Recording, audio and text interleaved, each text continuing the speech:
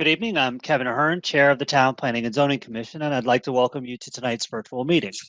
For the record, I'd like to note that the required meeting agenda and application materials are all available on the town website. Because in-person attendance at public meetings is likely to increase the risk of transmission of COVID-19, this hearing is being conducted in accordance with Governor Lamont's executive orders regarding the conduct of public meetings. Will the town planner please call the roll? Commissioner Kaplan. Present. Commissioner Prestige. Here. Commissioner Gillette. Here. Commissioner Binkhurst. Here. Commissioner Ahern. Here. With that, Mr. Chairman, we have a roll. Thank you, Mr. Dumais. This is Kevin Ahern, Chair again. For the record, I'd like to note that we have a quorum of the commission tonight. Commission members and town staff are participating by WebEx. Members of the public can view the meeting live on West Hartford Community Television or on West Hartford Community Interactive Comcast Channel 5 and Frontier TV Channel 6098 or at www.whctv.org. The meeting is also being recorded for on-demand viewing, which will be available on the town's website. Because of the virtual format of the meeting, there are some special rules and procedures that I need to cover before I begin. First, I ask all participants to please mute your microphones on your devices when you're not speaking. Second, pursuant to the executive orders, all speakers must state their name and title each time they speak. Also, I'll ask members of the commission and staff not to address other participants directly. Comments and requests for information must be made through the chair. After you state your name, simply preface your question and comment with "through the chair," and when you're done, I'll recognize the person who's most appropriate to respond. And with that, will the town planner please proceed with the first matter on our agenda?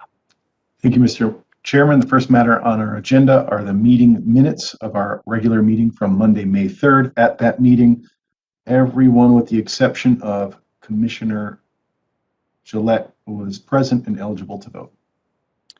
Thank you, Mr. Dumais. This is Kevin Ahern, Chair again. Do we have a motion on the minutes? Mr. Binkhurst has a motion on the minutes. Any comment, Mr. Binkhurst? None. Okay. So Mr. Binkhurst has moved to, Mr. Binkhurst, could you just clarify, have you moved to approve those minutes? I'd like to make motion to approve the minutes. Thank you, Mr. Binkhurst. So we have a motion to approve. Any other comments on the minutes from last month? Okay, let me try your minds. Mr. Dumais, please call the roll. Commissioner Kaplan. Aye. Mr. Prestige. Aye. Mr. Binkhurst. Aye. Mr. Ahern. Aye. With that, the meeting minutes of Monday, May 3rd are approved. Thank you, Mr. Dumais. This is Kevin Ahern, Chair again. Next up is communications. It appears we have two communications. Mr. Dumais, will you please cover both? Thank you, Mr. Chairman. The first communication item is for 7 Fawn Brook, application inland wetland 1138. It's a request to open and immediately continue the public hearing to a new public hearing date of July 7th. This matter is further down on our agenda. The applicant is still working to address staff comments through the hiring of technical professionals to assist them. And this is Kevin Ahern, Chair again. Mr. Dumais, just for procedural purposes, then when we get to the item, you will start the process. And then you'll explain to us what we need to do to cease and then continue the matter, correct? On this item, Mr. Chairman, the hearing has already been opened, so we would just need to accept this communication there as a note to make that continuation. We can get to the matter on our agenda and just note that it was immediately continued to July 7th. All right, this is Kevin Ahern, Chair again. So there's no necessity at this moment to take any votes. Is that correct? Just to receive the communication. But is that a vote, or are we simply receiving the communication? Simply receiving. Thank you, Mr. Dumais. So I'm sorry, this is Kevin Ahern, Chair again. So are you, does that statement cover both A and B then? It does. Okay. All right, then moving on to new business. Item number 3, Mr. Dumais. New business, item number 3, 41 Pine Brook Lane, application inland wetland 1141 of Dan Morgan on behalf of Jerry and Nancy Lemega, requesting approval of a map amendment to the official inland wetland and watercourse map of the town of West Hartford. The proposed amendment is based on an on-site soil survey prepared by a professional soil scientist, submitted for agency receipt on June 7th. Suggest required public hearing be scheduled for July 7th. Thank you, Mr. Dumais. This is Kevin Ahern, Chair again. So this is a map amendment, which is a required public hearing. The recommended date is July 7th. Do we have a motion on this item? Thank you, Mr. Binkhorst. Any comment, Mr. Binkhorst? No, none. I'll make motion to set it for public hearing on July 7th, 2021. Thank you, Mr. Binkhorst. Do we have any other comment on this item? I'd just like to note for the record that Mr. Kaplan will be seated on all items tonight. So that with that, let me try your minds. Mr. Dumais, please call the roll. Mr. Kaplan. Aye. Mr. Prestige. Aye. Ms. Gillette. Aye. Mr. Binkhorst. Aye. Mr. Ahern. Aye. With that, application Inland Wetland 1141 is scheduled for public hearing on July 7th. Thank you, Mr. Dumais. This is Kevin Ahern, Chair again. Next item is item number 4, 69 Orchard Road. 69 Orchard Road, application Inland Wetland 1142, requesting approval of an inland wetland and watercourse permit to conduct certain regulated activities which may have an adverse impact on a wetland regulated area. The applicant is proposing an on-site sewage disposal replacement due to a system failure. The proposed work is within a 150-foot upland review area. No direct wetland impacts are proposed. Submitted for agency receipt on June 7th, presented for a determination of significance. You should see in your application materials, we do have a statement from a wetland soil professional and a fully developed set of plans. And as the application narrative discusses, it's to replace a failing septic system. They've identified the location for that system with proposed grading, soil removal, and they have a fully developed soil and erosion control plan consistent with the 2002 soil erosion control guidelines. There are no outstanding staff technical comments from any of the reviewing divisions at this point. With that, I'll leave my recap of the application brief and open it up to any questions. Thank you, Mr. Dumais. This is Kevin Ahern. Again, do we have any questions? Ms. Gillette. I don't fully understand the impact of this at this point, but this strikes me as kind of an emergency situation. Is that the case? Ms. Gillette, yes, that is the case. The system is failing, so they need to replace. And there are outstanding comments from staff questioning any of the proposal that has come before us? That's correct. Staff has had sufficient time to review the application and supporting materials and has no technical concerns or outstanding questions related to the materials. I would like to propose at least discussion of the idea that we declare this not significant. Thank you, Ms. Gillette. This is Kevin Ahern, Chair again. So Ms. Gillette has made a motion to determine this not significant. So the motion is now in the discussion. Do we have any other comments or questions? Mr. Prestige. Kevin Prestige, Commissioner, through you, Mr. Chairman, to Mr. Dumais. Mr. Dumais, I'm looking at looks like the wetland report from Davidson Environmental dated May 24th. Okay, I'm looking at the professional, the opinion here, and specifically the observations, observation number 1. I'd like to just read this. The installation of the system will require only limited clearing of trees. Tree removal will occur at a sufficient distance from the wetland and brook as so not to affect wetland shading or result in thermal impacts associated with tree canopy removal. So Mr. Dumais, I'd like to just draw that out for a second. So we've got a wetland scientist on record. I believe what they're saying here is that the clearing of vegetation, particularly tree canopy, near a wetland could have a negative effect in the wetland. Is that do you think I'm correctly interpreting the report there? Yes, I think that first observation statement would lend one to believe that there could be an effect on a wetland application by removal of trees. Okay. And so, you know, that has been my professional understanding too. It's neat that we see it in an application here. So my other thought is although this is a statement for this wetland in particular, in a general sense, these sort of impacts when you remove trees near wetlands, depending on the shading and so on, the size of the trees, it's always site specific, but in a general sense, the removal of trees near wetlands could very well have an impact, a direct negative adverse impact on a wetland. Is that fair to say in a general sense?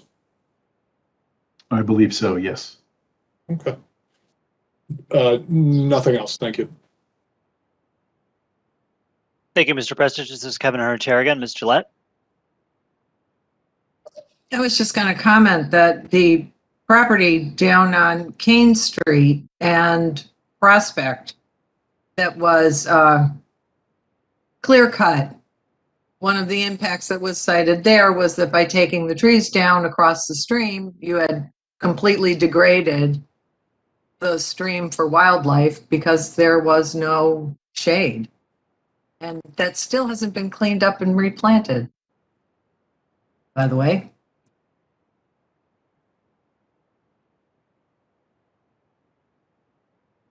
Thank you, Ms. Gillette. Mr. Dumais?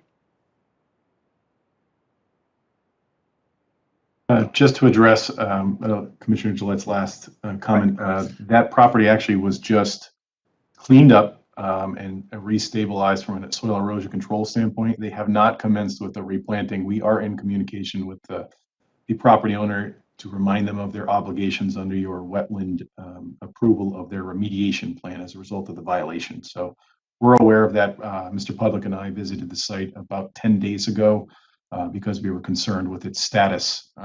So we're aware of that.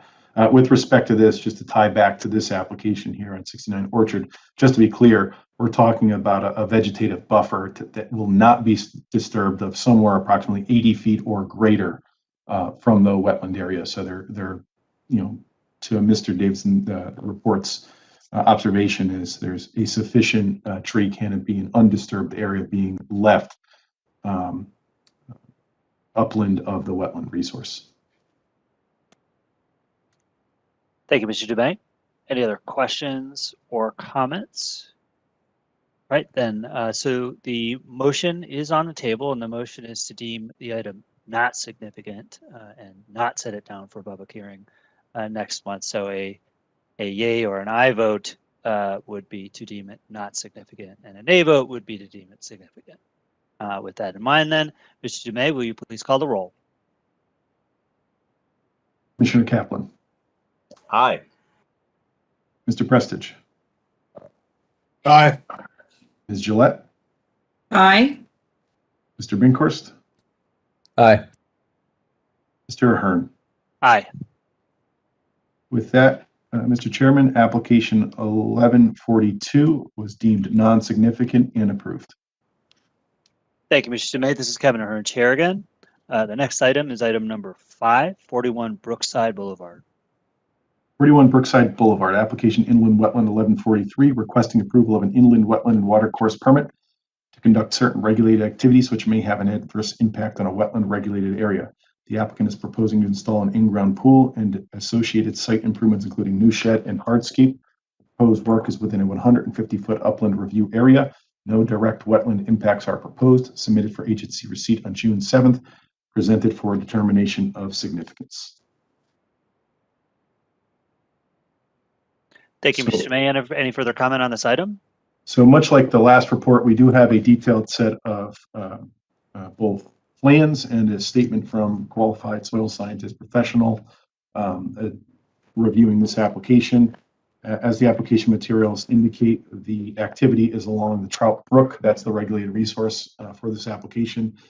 There is a significant area of non-disturbance, limiting any disturbance of proposed work to the upland slope where the site slopes steeply up to where the home is. Most of the activity is at the top of the slope in between the slope and the home. and that's where the activity for the pool and surrounding patio area is being proposed. There is some activity proposed at the toe of the slope for a new shed and a staircase to access it, along with a discharge from the drainage system being proposed at the top of the slope. I'll keep my presentation brief and open it to any questions of the agency. Thank you, Mr. Demay. This is Kevin Ahern, Chair again. Do we have questions on this item? Ms. Gillette. The base of the slope contiguous to the brook. I'm looking through now and I'm sorry, I'm not seeing it. What is their plan there to are they doing anything to improve the stabilization of that area where they plan to put the shed? We've had people put down the permeable block and other sorts of things to accommodate flood and yet stabilize the area. So the Commissioner Gillette, Mr. Dumais, Town Planner, the application doesn't propose any physical improvements at the toe of the slope. They are regrading. They are proposing a small, I guess, retaining wall around the shed area that would be tucked into the slope. But that area is between 50 and 75 feet away from the wetlands and another 35, so call it 100 feet or so away from the actual stream bank itself of the Trout Brook. So this is the toe of the slope as it enters, what's essentially the floodplain of the backyard. So it's a flat area between the toe of the slope there. So there's really no bank stabilization issues at the toe of the slope. Those issues occur further down. They're not proposing any activity or work right along the Trout Brook itself.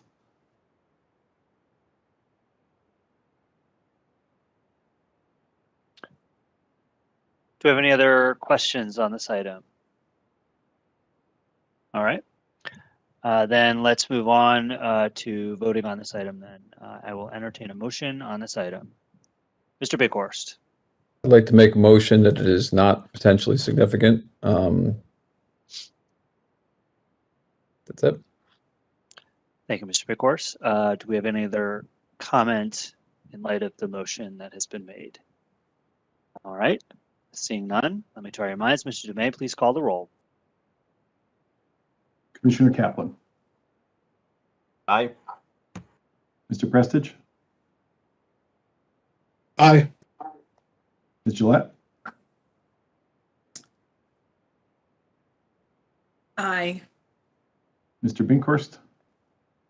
Aye. Mr. Ahern. Aye. With that, application 1143 was deemed not significant and approved.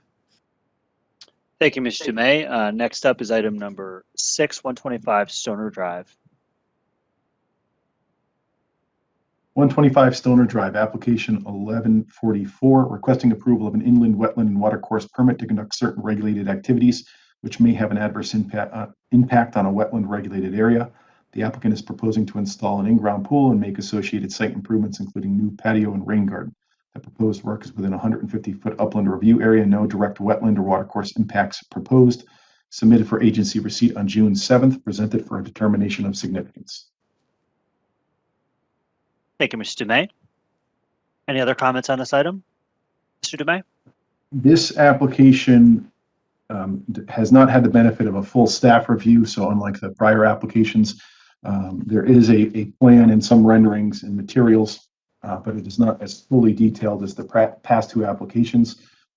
The closest work is to the pond, Bayberry Lane Pond, and you'll see that's where the proposed rain garden and stone tracking pad are located within the 150-foot upland review area. With that, I'll leave my comments brief and open it up to any questions that the commission might have on this particular application. Thank you, Mr. Dumais. This is Kevin Ahern, Chair again. I saw Ms. Gillette and then Mr. Binkhorst. Thank you, Mr. Chairman.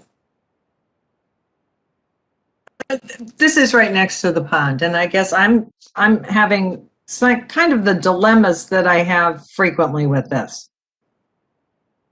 It appears, and again, it does need full review, and I think we should not vote it insignificant until that's taken place.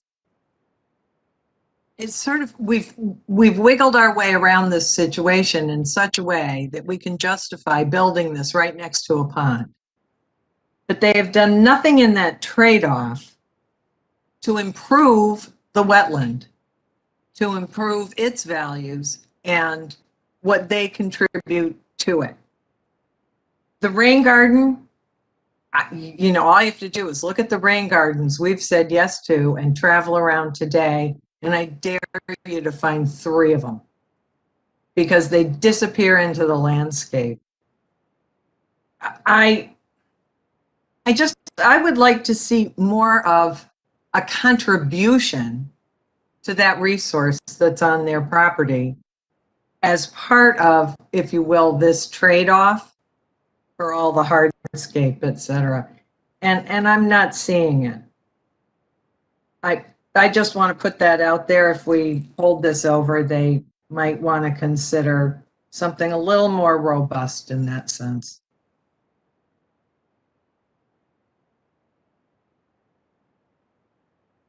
Thank you, Ms. Gillette. Mr. Bighorst. And then Mr. Kaplan.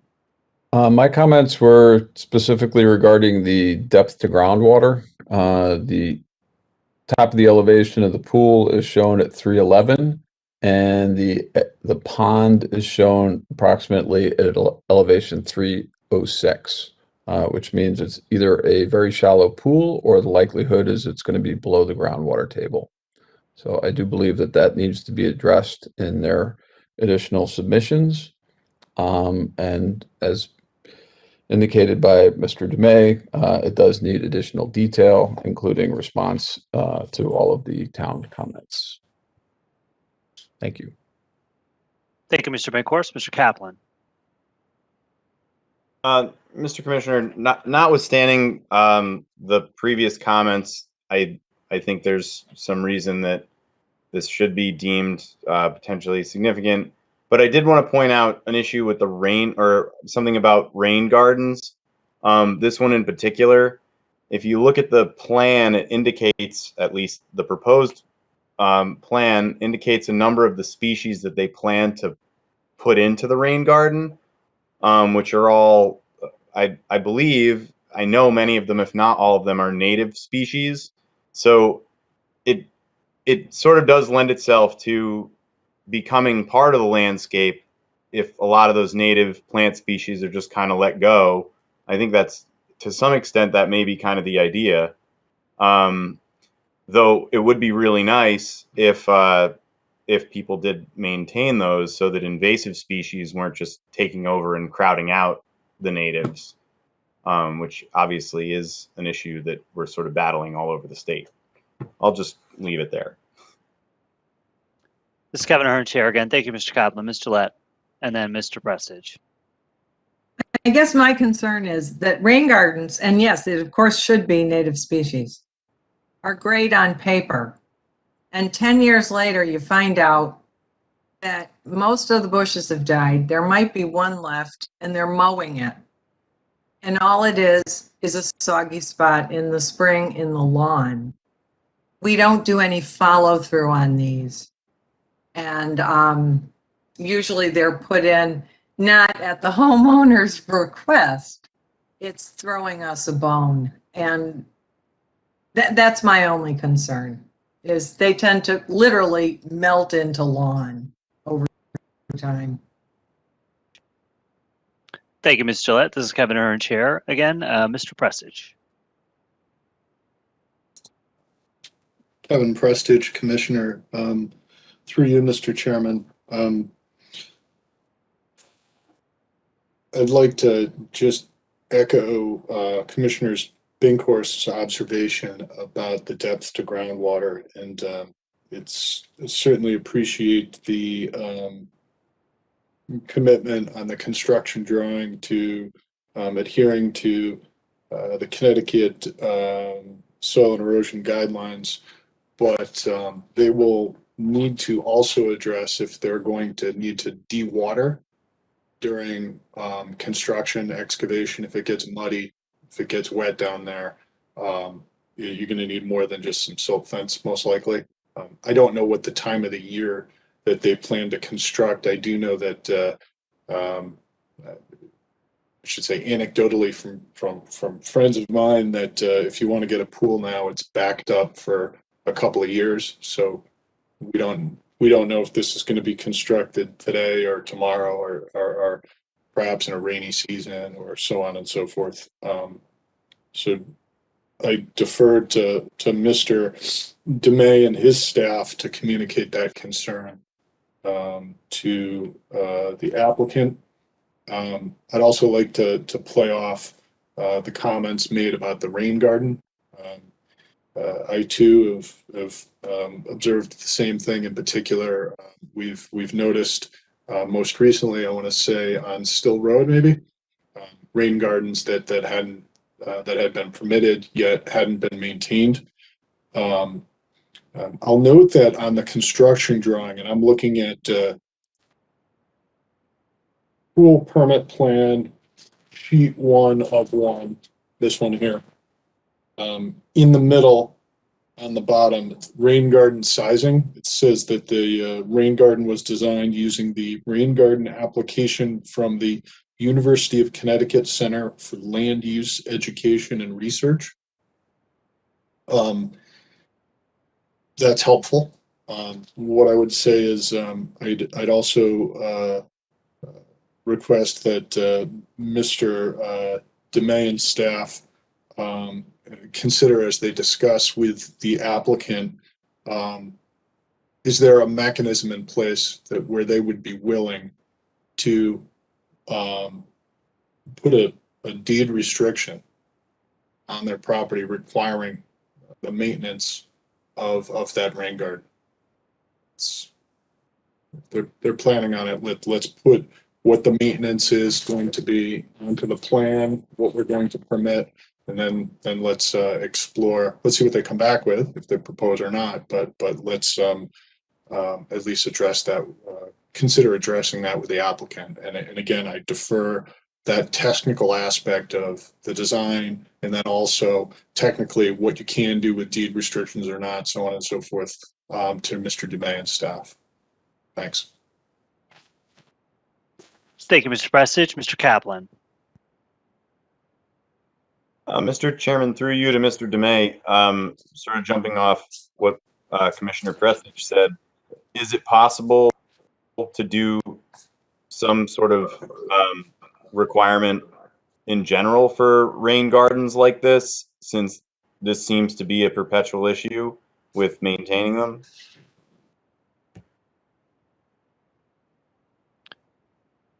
Through you to Commissioners Kaplan and Prestidge.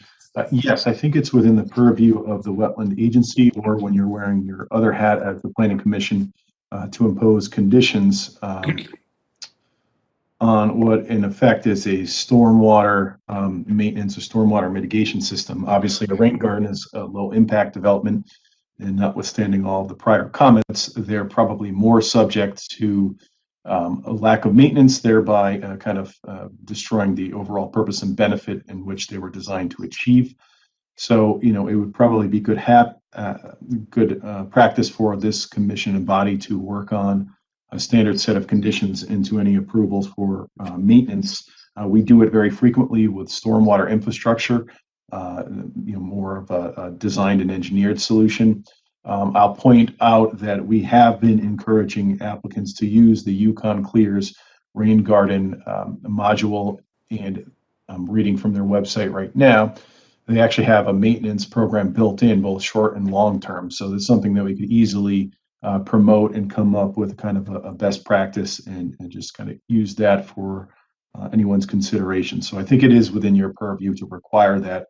And the way to most effectively do it is to get some sort of long-term, deed restriction from the maintenance tied to the improvements to handle the stormwater. Thank you, Mr. DeMay. So I think this is Kevin Ahern, Chair again. I think then there at least seems to be some consensus building around us taking this matter up next month. I don't want to cut anybody off, so I want to make sure that any information that is useful for the discussion next month that should happen today, then let's have it happen today. But if we're good, then I think we'll we'll take a vote. But no, Mr. Prestidge, please. Kevin Prestidge, Commissioner, for you, Mr. Ahern, to Mr. Dumais. Mr. Dumais, I withdraw my request to explore deed restriction and instead to pursue the matter as you've just outlined with regards to conditions. Thank you. Thank you, Mr. Prestidge. Mr. Bankhorst. Just to be clear, are we suggesting a monitoring and maintenance plan and a deed restriction? That's a question to. Thank you, Mr. Bankhorst. Mr. Dumais. I think it might depend on the type of system being proposed. I would like some time to consider that and review it with Corp Counsel to see what's most advisable. But I could certainly, it sounds like the direction the agency is moving is to deem this potentially significant. So that'll give me enough time to fully explore that with Corp Counsel prior to our next July meeting. Mr. Bankhorst.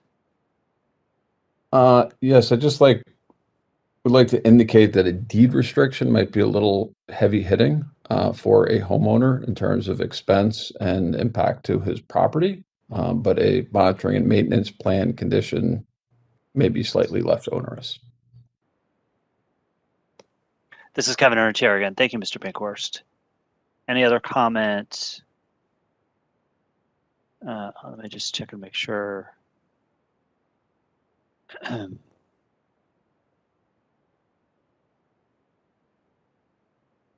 we have Mr. Preston? Oh, we do. Sorry, Kevin, I lost you there for a second, but I've got you. Okay. So do we have any further comments on this item before we take a vote? Okay. Mr. Dumais, will you please call the roll? Mr. Kaplan. I'm sorry. Was there a motion yet to deem this? Oh, was there not a motion? Apologize. I thought we were heading down I thought we had actually already had a motion. So I'd like to make Hey! a motion to deem this potentially significant. look at that. We have a motion. Thank you, Mr. Kaplan. Mr. Kaplan, do you have any comment on your motion? I think No. it's been said. None. Okay. Thank you, Mr. Kaplan. So we have a motion. We don't need a second under present conditions. So the motion is on the floor. Do we have any further comment to add to anything else that we've discussed for the motion? All right. The motion is to deem it potentially significant. Mr. Dumais, will you please call the roll? Mr. Kaplan. Aye. Mr. Prestidge. Aye. Ms. Gillette. Aye. Mr. Binkhorst. Aye. And Mr. Ahern. Aye. With that, application inland wetland 1144 was deemed potentially significant and scheduled for public hearing on July 7th. Thank you, Mr. Dumais. This is Kevin Ahern, Chair again. I just want to warn everybody this is only going to get worse when we go in person, okay? Because I've got all my notes in front of me right now, and I'm not going to have any of those things. But I'm looking forward to seeing you all. So next up is item number 7, and then Mr. Dumais, 8 is a sister application. So if you could get into both of those, please. Item number 7, 33 Sheep Hill Drive, Eisenhower Park, application inland wetland 1145 of the Town of West Hartford Leisure Services, approval of an inland wetland and watercourse permit to conduct certain regulated activities which may have an adverse impact on a wetland regulated area. The applicant is proposing to install a sand volleyball court. The proposed work is partially within a 150-foot upland review area. No direct wetland impacts are proposed. Submitted for agency receipt on June 7th, presented for determination of significance. Item number 8, 33 Sheep Hill Drive, Eisenhower Park, applications SUP 1362 of the Town of West Hartford Leisure Services, requesting approval of a special use permit for the construction of a sand volleyball court, submitted for TPC receipt on June 7th. Suggest required public hearing be scheduled for July 7th. On this matter, since this is a park, it's a special use permit, any changes or modifications to uses within the park have historically required amendment to the special use permit. Those require a public hearing. The proposed location of the sand lot volleyball court in this instance is partially within an upland review area. That's why it triggered a companion wetland application. The site is only, again, partially in the upland review area. The detail has been provided. Staff comments have not yet been addressed. So this one is still kind of under review, but we can answer any questions that you might have. But I would note for the record, at least one of the two applications does require a public hearing. Thank you, Mr. DeMay. This is Kevin Ahern, Chair again. So for purposes of just generally discussing, since there's no motions on the table, we can ask concerning both items. But at the point where we're ready to vote, we will have to vote on them separately. So do we have any questions on either 7 or 8 at this point? Ms. Gillette. If I'm correct, they're indicating that they're taking down 3 very large trees. Is that right? Commissioner Gillette, this is Todd DeMay, Town Planner. That is correct. That's what the plans currently indicate. Yet I look at the site map and it doesn't appear that I don't understand why the trees have to come down. Maybe one, but certainly not all 3. I'm just not seeing how that coordinates. And as you say, there's no replacement planting proposed. But that really does disturb me, that a large tree that buffers the court from the parking lot. I don't know. Trees suck up a whole lot of water, you know, when drainage is the issue. I have real concern. I would like them to take perhaps a more critical look at that as opposed to an ease of use issue. The other thing I wanted to ask is underneath the gravel that the sand's on top of with the fabric, what's underneath the gravel? Is that just a pan of dirt? Is that just the dirt?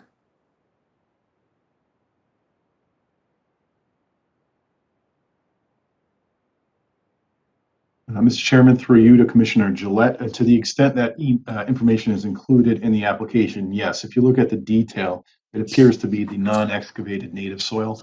So on top of that, there's the wash gravel and then the sand. Again, we don't have complete staff review on this, but we can answer those questions. If you'll indulge me a moment, I'm going to share my screen. So this is the area of Eisenhower Park where the applicant is proposing to create the somewhere in this kind of general ballpark. So I agree, Commissioner Gillette. It's unclear exactly what, if any, of those trees, you know, here, or here need to come down. One of the comments that Mr. Public had was this court changed locations. In an earlier iteration of the application, actually, they were proposing the court on the other side of the parking lot, which would have eliminated the need for the wetland application. However, they did some initial preliminary outreach and had feedback from residents on Maiden Lane that did not want the court to be located towards their side of the park. So that shifted kind of at the last second, I would say, the court over here. So there's a little bit of coordination, I think, that needs to occur on the plan element. I'll open it up to Mr. Public in case he wants to add anything to that.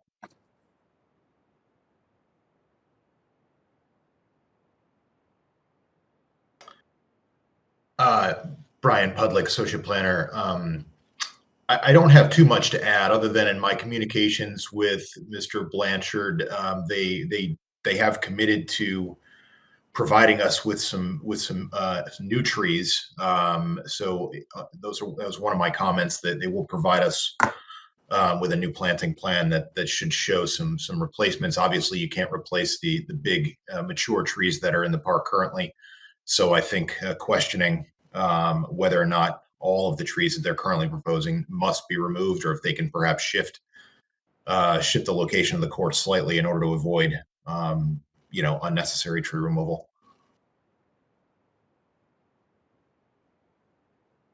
Ms. Gillette, and then Mr. Kaplan.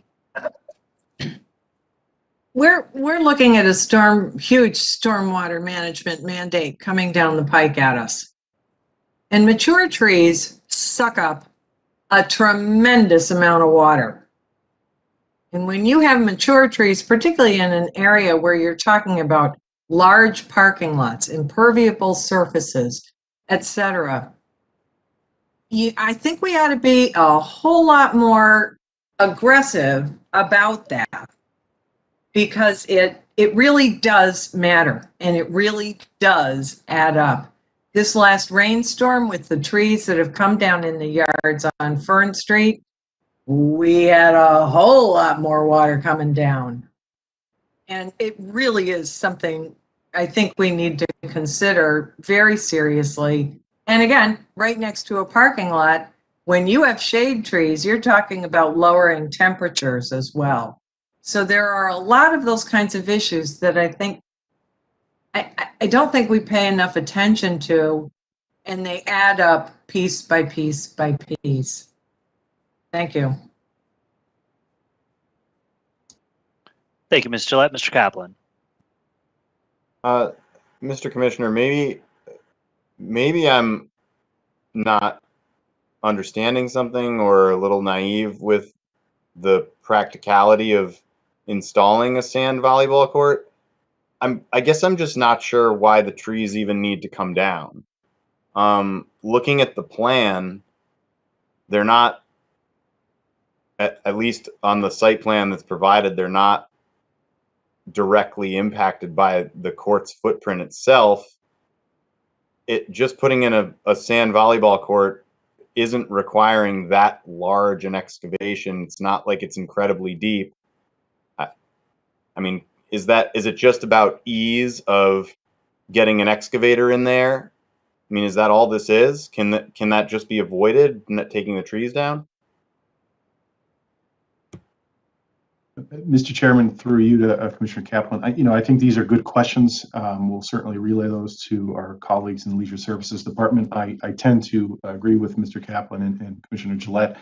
I don't see the need given the layout of the plan, and I'm wondering if it's more of a coordination issue between Leisure Services and our engineering division, because the location proposed for the volleyball court clearly is well outside of the canopy zone of any of the trees. I don't know if they were being extra cautious to try to identify any tree removal, or if they're concerned with shade of the court and or future maintenance issues. But we'll make sure that they explore that issue very thoroughly before it comes back for public hearing. Mr. DeMay, this is Kevin Ahern, Chair again. I meant to state at the beginning, I asked Mr. DeMay a procedural question related to the trees. Could you, basically I asked, in terms of our authority, because we've got item 7 and item number 8. Item 7 is the determination of potential significance, and then number 8 is the SUP. The SUP is a required public hearing, so we're definitely going to hear this next month. We don't necessarily have to hear the number 7 depending on how we vote tonight. However, I wanted to make sure that any opportunity to discuss the trees would not be relinquished in the event that we voted non-significant item number 7. Mr. DeMay, could you just explain for the record what your answer was to me when I asked that question? Sure, Mr. Chairman, Todd DeMay, Town Planner. Yes, so there are two separate applications. One is the wetland application, the other is the special use permit. Now, the special use permit arguably affords you greater discretionary authority when discussing all aspects of the application, including trees, and they could purely be from an aesthetic standpoint or screening. So arguably you have more authority, I think, given the technical nature and layout of the proposed court and its impact and location in the upland review. I think your authority is actually stronger on the special use permit component of this application. So that can be a discussion point for any application going forward, but it's certainly relevant as part of any discussion on the required hearing, which is the special use permit. Thank you, Mr. May. This is Kevin Ahern. There may be other reasons why we want to go forward in the wetland as well, but I just wanted to make sure that I understood that which one it was really more tied to versus the other. So, Mr. Prestige. Kevin Prestige, Commissioner. Mr. Ahern, through you to Mr. DeMay. Mr. DeMay, trying to get my head around, I'm thinking the same thing Mr. Ahern was thinking, so that's it. When I look at the picture, my familiarity with the site, this is a grass field. I mean, we have clover, dandelions, this is great for soccer, etc. Best place for a volleyball, sand volleyball court. That said, it is marked as a wetland. Would you be able to opine on the source of the information for the wetland? Is this one of those Soil Conservation Service photo interpretation wetlands, or is it an infield wetland?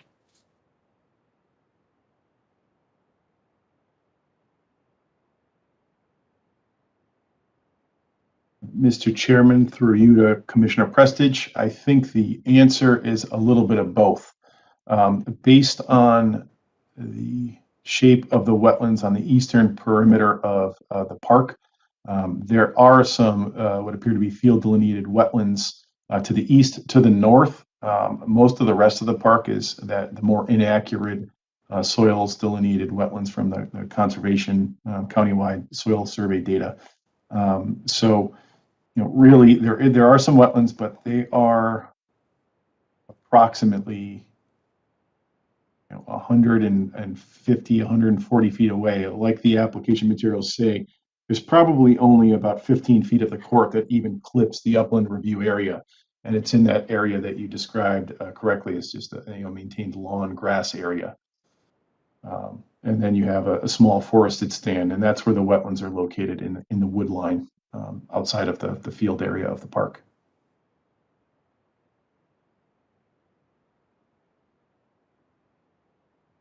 Thank you, Mr. Dumais. This is Kevin Ahern, Chair again. Mr. Bankhorst. I would concur with the comments that everybody made regarding the trees and that they should seek alternatives and leave the trees where they are. It's a big park. They can reorient it, move it, what have you. And then with respect to the wetlands, I'm inferring that there's quite a low likelihood of impact to any wetlands, given any or limited erosion controls. Having said that, however, they have not responded to town comments as of yet or provided the necessary information. And for that reason, I would indicate that it is potentially significant for lack of information and in consideration of the fact that they are coming back anyway for the required public hearing. Thank you, Mr. Bankhorst. This is Kevin Ahern, Chair again. Do we have any other questions or comments on 7 or 8? Okay. So seeing none, we will then vote on these items separately. So the first item would be item number 7, which is the inland wetlands determination of significance. Do we have a motion on this item? Mr. Bankhorst. I'll make a motion that it is potentially significant and set it for the public hearing on July 7th. Thank you, Mr. Bankhorst. This is Kevin Ahern, Chair again. Mr. Bankhorst, do you have anything to add to your prior statements? No, thank you. Do we have any other comments before we vote on this item? All right. Let me try your minds. Mr. Dumais, please call the roll. Mr. Kaplan? Aye. Mr. Prestige? Aye. Ms. Gillette? Aye. Mr. Binkhorst? Aye. Mr. Ahern? Aye. That is a unanimous finding that the application is potentially significant and scheduled for public hearing on July 7th. Thank you, Mr. Dumais. Item number 8 then is the SUP. Going to make a motion on this item, please. Mr. Bankhorst. Since I'm on a roll, I'll make a motion to set it for required public hearing for July 7th, 2021. Thank you, Mr. Bankhorst. This is Kevin Ahern, Chair again. The motion is to set it down for our July 7th meeting. Do we have any other comments on this? Seeing none, Mr. Dumais, please call the roll. Mr. Kaplan? Aye. Mr. Prestige? Aye. Ms. Gillette? Aye. Mr. Binkhorst? Aye. Mr. Ahern? Aye. With that, Mr. Chairman, the application SUP 1362 is scheduled for public hearing on July 7th. Thank you, Mr. Dumais. Next up is item number 9, 178 Westmont Street. This is an inland wetland application presented for a determination. Actually, I'm sorry, this is a map amendment, which is a required public hearing on this item. Mr. Dumais. 178 Westmont, application 1146, requesting approval of a map amendment to the official inland wetland and watercourse map of the town of West Hartford. The proposed amendment is based on an on-site soil survey prepared by a professional soil scientist, submitted for agency's receipt on June 7th. Suggest required public hearing to be scheduled for July 7th. Thank you, Mr. Demay. This is Kevin Ahern, Chair again. Do we have any other questions or comments on this item? All right, Ms. Gillette. This is the third wetlands map in 5 years. Is that correct?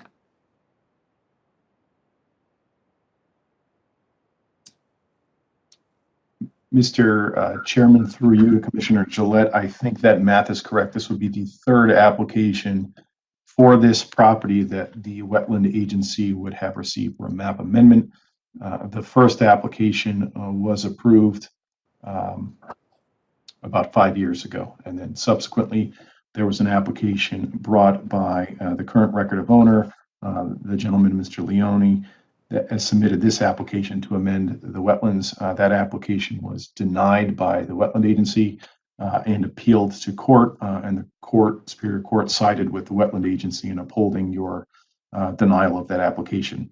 That being said, they're back again with a slightly different version of that map amendment, seeking another try at it. Thank you, Mr. Demay. Mr. Bighorst.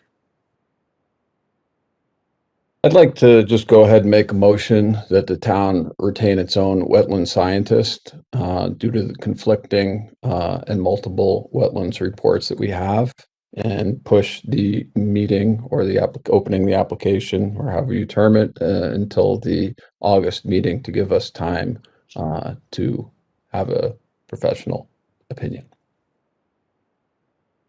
Thank you, Mr. Bighorst. This is Kevin Ahern, Chair again. Mr. Bighorst has made a motion not only to set the item down for our August meeting, but also to retain a third-party soil scientist. Mr. Demay, for the purposes of just making sure we get the logistics on this correct, are those two separate motions, or can they be combined in one motion? Mr. Chairman, I don't see a reason why they can't be combined. But they are definitely two separate actions. One would be to ask staff to retain third-party soil scientists to review the submitted application materials. And then the second would be to, I suppose, schedule the matter for our regularly scheduled date in August rather than July, as noted on the agenda. Okay, thank you, Mr. Demay. This is Kevin Ahern, Chair again. So, Mr. Bighorst, as to your motion, do you have any comment or any further comment to add? No, indicating No none. further. Okay, thank you, Mr. Bighorst. Do we have any other comment on the motion? Mr. Prestige. Kevin Prestige, Commissioner, through you, Mr. Chairman. Mr. Chairman, I would just like to vocalize, my support for Mr. Binkhorst's motion, assuring that the town has an expert to be able to go through and analyze the different data that's been put in place, over the years, and including in this application too. I think it's very important, and just wanted to put that out there. Thanks. Thank you, Mr. Prestige. Mr. Kaplan. Maybe we're not supposed to make presumptions like this, but it just would seem that this is in anticipation of developing this parcel down the road. I'd like to point out on the plan that was provided, there's already a sump pump discharge pipe coming from the existing house at 188. I mean, there's clearly a wetland on this property. I think Mr. Binkhorst's recommendation is excellent. Thank you, Mr. Kaplan. Ms. Gillette. I'm in agreement and completely, and I think doing it now instead of later, it's obviously that's a smart thing to do, because I think we'd end up there anyway. Could I also have the soil scientist or somebody officially tell us what is underneath that soil? Because 188 was built with blasting and it only has a half basement. And so whether there are wetlands or not, there are springs coming through the trap rock. You can't build a foundation without blasting. And I don't really know what the juxtaposition of that and groundwater springs are, but this is a really problematic piece of property. And Thank you, Ms. Gillette. about excavation. Thank you, Ms. Gillette. Mr. Kaplan. We probably revisit some of this down the road, but just a general question for Mr. Dumais, or through Mr. Dumais, or through you to Mr. Dumais. Is this portion of West Hartford on public water? Are there wells in this area? Do we know? Mr. Dumais. I need to confirm that I think it's serviced by public utilities. I'll confirm that. And Mr. Kaplan, this is Kevin Hern, Chair again. Just for the purposes of the consideration of the determination here, is this something you need to know before we vote, or okay? Thank you. Do we have any other? Ms. Gillette.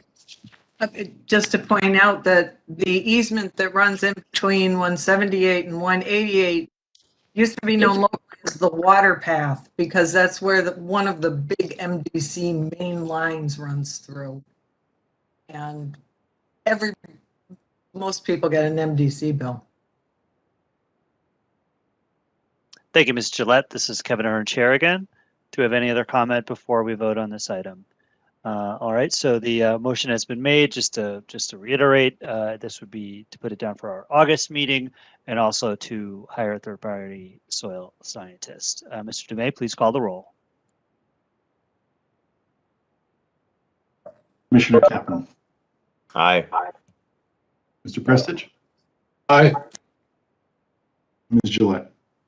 Aye. Mr. Binkhorst. Aye. Mr. Ahern. Aye. With that, the matter is scheduled for public hearing in August. Thank you, Mr. Dumais. So at that point, we are now done with new business. We're going to move on to old business and our public hearings. We are well into that, so we don't have to take any break.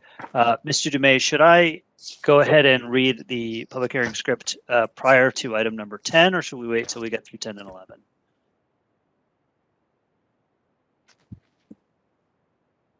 Mr. Chairman, I'd recommend reading the public hearing script now as we enter in the public hearing portion phase of the evening.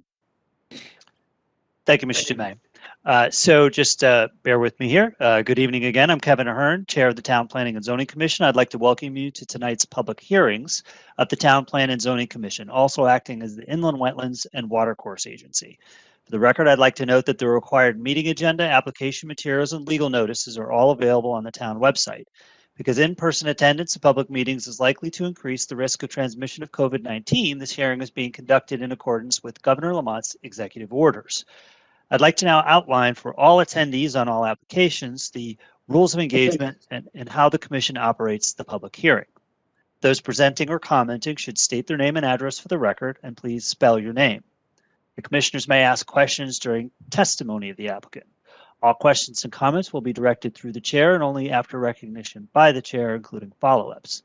If feasible, the chair will have the members hold their questions until the end of the applicant's presentation or the end of a logical break in the applicant's presentation. Following the testimony of the applicant, the public will have a chance to comment about the current application. First, those wishing to speak in favor of the application, then those wishing to speak in opposition to the application, and finally, those wishing to speak but neither in favor nor in opposition to the application. Upon conclusion of the public's comments, the applicant will have an opportunity to address the opinions expressed, and then upon conclusion of the applicant's rebuttal, and if there are no further questions from the commissioners, the public hearing will be closed. It's the practice of the commission to render a decision on an application the same night following all items on the public meeting agenda. So So I would like to conclude by thanking everyone in advance for your patience.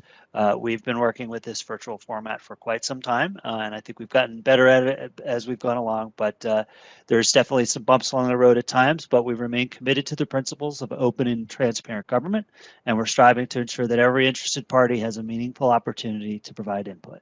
So with that, will the town planner please read the legal notice?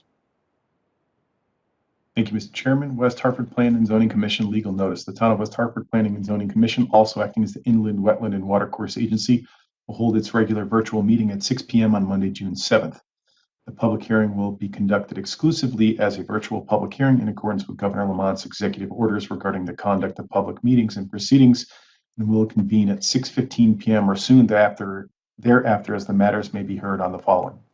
349 South Main Street, application SUP 1364 of Jessica Lyons on behalf of Sydney Lyons, requesting approval of a special use permit for the creation of a rear lot, submitted for TPC receipt on May 3rd, required public hearing scheduled for June 7th. 7 Oak Ridge Lane, application Inland Wetland 1139. I'm sorry, let me skip over that one, Mr. Chairman, and read, actually, that's the only application I'm going to read the hearing for right now. And I would note for the commission's information that legal notice for 349 South Main Street was subject to a request to open and immediately continue the hearing.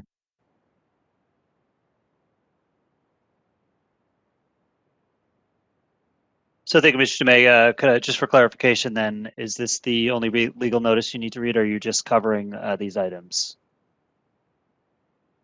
Mr. Chairman, consistent with our past practice, I'm just covering the new item, which is the next item on our agenda, which would be item number 11. We've already read the legal notice into the record at our prior meeting for item number 10, 7 Fawn Brook Lane. So when we get back to the public hearings, we'll need to just note for the record for each that the matters have been opened and immediately continued. Then when we get to item number 12, I will again read the full legal notice for that, which will take a little bit longer, but I wanted to break off 10 and 11 first. Thank you, Mr. May. I was going to say that sounded far too short, although that was it was great to have it be as short as it was. So all right, so we're item number 10. Just for clarification again, what is the action we need to take on item number 10, if anything? Mr. Chairman, good question. We need a motion to open and immediately continue the matter to our July 7th hearing date. Okay. So for the purposes then of, thank you, Mr. Prestige.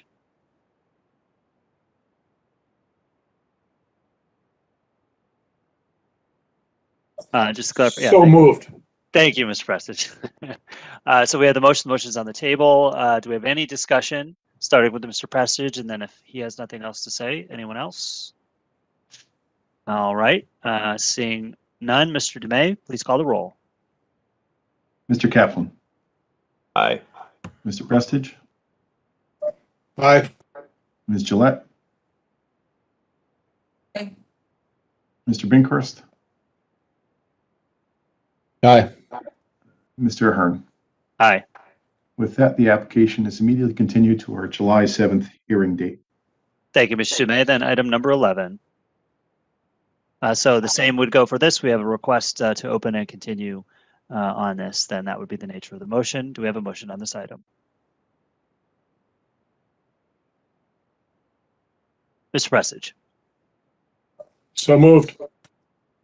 Thank you, Mr. Prestige. We have a motion to open and continue from Mr. Prestige. Any comments, starting with Mr. Prestige and then moving on? Seeing none.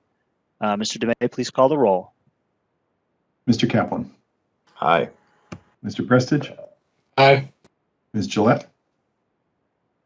Aye. Mr. Binkhurst. Aye. Mr. Ahern. Aye. With that, the application is open and immediately continued to our July 7th hearing date. Thank you, Mr. DeMay. Then moving on to item number 12, 7 Oak Ridge Lane. West Hartford Planning and Zoning Commission legal notice. The Town of West Hartford Planning and Zoning Commission, also acting as the Inland Wetland and Watercourse Agency, will hold its regular virtual meeting at 6 p.m. Monday, June 7th. The public hearing will be conducted exclusively as a virtual public hearing in accordance with Governor Lamont's executive orders regarding the conduct of public meetings and proceedings, and will convene at 6:15 p.m. or soon thereafter as the matter may be heard on the following. 7 Oak Ridge Lane, application inland wetland 1139, requesting approval of an inland wetland and watercourse permit to conduct certain regulated activities which may have an adverse impact on a wetland regulated area. The applicant is proposing to install an in-ground pool and associated site improvements, including a new shed and hardscape. The proposed work is within the 150-foot upland review area. No direct wetland impacts are proposed. Submitted for agency receipt on May 3rd, determined to be potentially significant and scheduled for public hearing on June 7th. At this hearing, interested persons may be heard and written communications received as outlined below.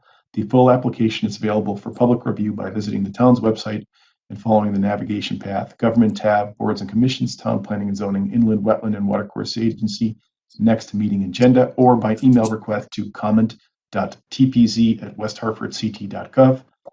Virtual meeting viewing instructions. The public hearing will be broadcast live on television, West Hartford Community Interactive Comcast Channel 5 and Frontier TV Channel 6098, and streamed live at www.whctv.org. Any interested persons may participate in real time by calling 1-408-418-9388 and using the following access code: 173-424-4506 at 6:15 p.m. Participants using caller ID blocking will not be permitted to participate. Participants will be called in the order in which their call was received. When prompted by the chair and/or moderator, participants will have the permission to speak on matters germane to the hearing. Written comment.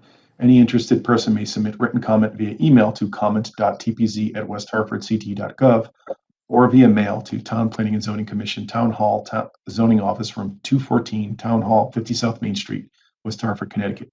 Written comments will be made part of the record at the June 7th hearing and posted on the town's website. In order to be included as part of the record, comments must meet the following requirements. Comments must be received no later than 3:30 p.m. on June 7th. The subject of the email shall state the application number and address. The body of the email must begin with the interested person's full name and street address, and comments must be germane to the application and not longer than 500 words. Posted online on 5/25, Kevin Ahern, TPZ Chair, Todd DeMay, Town Planner. With that, will the applicant please proceed with their presentation? Good evening. Thank you very much. My name is Marshall Randall Collins. I go by Randy, with my wife Valerie. Thank you for the work that you do. We're excited for the opportunity to discuss our project with you. You know, as I said, my wife grew up with a pool. I was always more of a beach guy. But last summer during the pandemic, we were pretty much made a daily commute to my mother-in-law in Waterbury, and we have a 5 and a 3-year-old, and truly saw how much fun that they enjoyed every day in the pool. So it really got me onto my wife's vision. Not that I ever really had a choice of getting on my wife's vision, but so on the pool wagon. And so after discussions, we're working with a pool company, Prospect Pools, to put in an in-ground 18 by 36 foot liner pool. And as indicated, that we'd also be installing a new shed for storage of pool equipment, patio furniture, filters in the winter, pool toys, etc. There were a couple of concerns that were raised by the town staff and at the last hearing. And the first off, we wanted to indicate we will not be removing any trees from our backyard. And we have additionally contracted with a licensed arborist who reviewed our plans and stated, and we have enclosed a letter with the statement from our licensed arborist that the proposed project we have will not have any impact, will have no impact on any trees on our property or the abutting properties.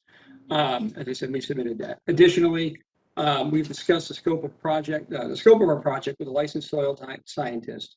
And as indicated in a letter that we've also attached, our project will not have any impact on the wetlands that exist on the far side of our neighbor's property, which is located in 23 Oak Ridge Lane.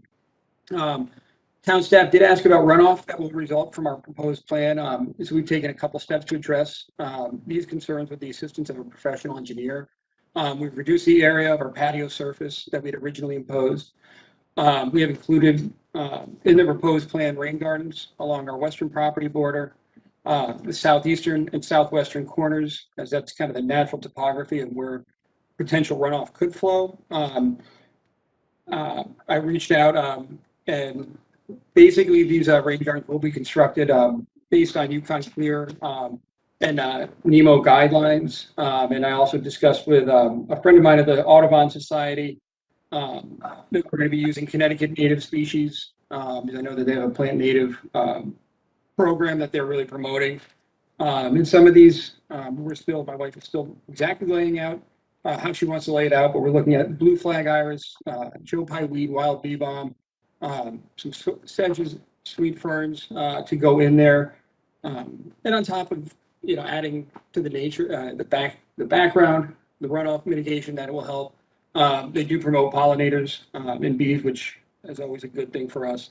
We're also going to be installing a gutter along the new shed and adding a rain catch barrel system, which again will mitigate some of the runoff, but also provide water for the new planting. So, and finally, we have incorporated the recommendations by town staff when we move our existing shed to put that on concrete pillars on top of a crushed gravel, which will also work on improving the permeability of the surface. So happy to answer any questions. And as I said, thank you guys and the staff, the town staff, for working with us through this process. So happy to take any questions and try to answer anything that you have. Thank you, Mr. Collins. This is Kevin Hearn, Chair.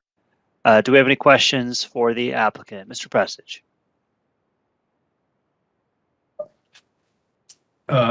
Kevin Prestidge, Commissioner, through you, Mr. Hearn.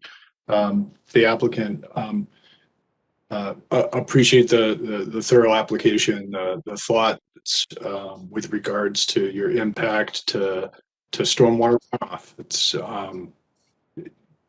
really appreciate when applicants think about their impact and try to do something about it.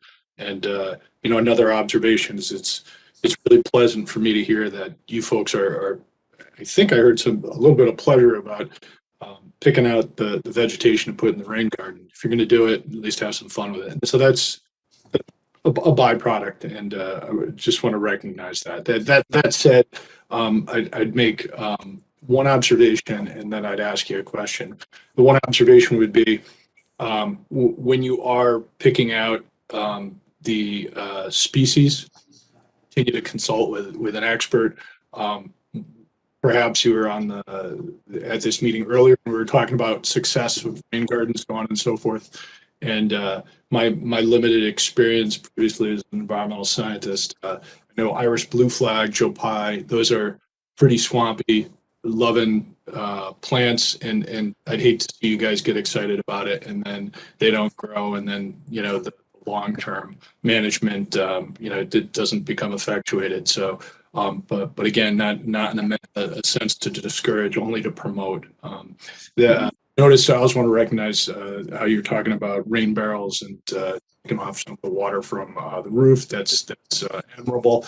The last thing, with regards to the maintenance of the rain garden, we had taught, and it's great to hear that you'd been on the Yukon site that has some direction. The planning department, based on an earlier discussion, led by Mr. Dumais, is going to investigate the possibility of some standard conditions that we would implement to assure the long-term maintenance of these things. Because the idea is that if we approve the project as having no impact, part of that is because there's a rain garden that's successfully operating.